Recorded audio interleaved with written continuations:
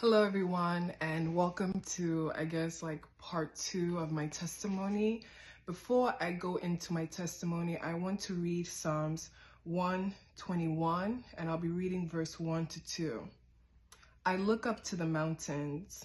Does my help come from there? My help comes from the Lord who made heaven and earth. Amen. So after the insult, after the physical attack, I was completely covered in sand. I could actually at one point not see. Some of the youths and other villagers started to kind of basically crowd around because they were hearing the yelling and the noise and all the things that was happening, the commotion. Obviously, this voice doesn't change, so they could already tell that something was off because I didn't sound local. I began to explain myself that I'm the daughter of Peter. I'm the first daughter. I've come all the way from America. I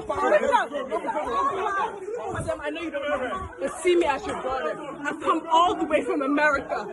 I've come all the way from America to see my dad. This is what they're doing.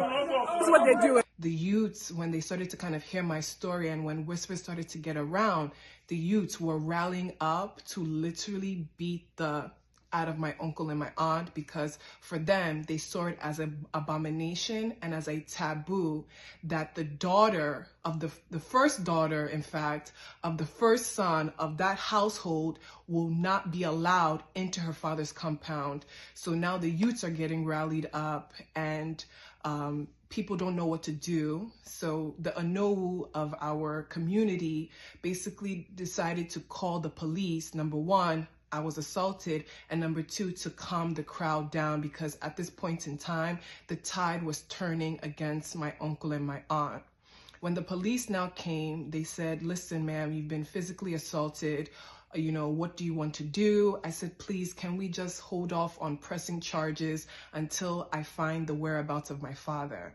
At that point in time, my uncle and my auntie began screaming and yelling, he's in Abuja, he's in Abuja. I have a text message that I'm gonna post up here where my aunt is literally confirming that my dad is in Abuja. And a quick context, I knew my dad wasn't in Abuja because the reason why I was always checking on my dad is because, unfortunately, December of 2020, my dad had a stroke in Nigeria.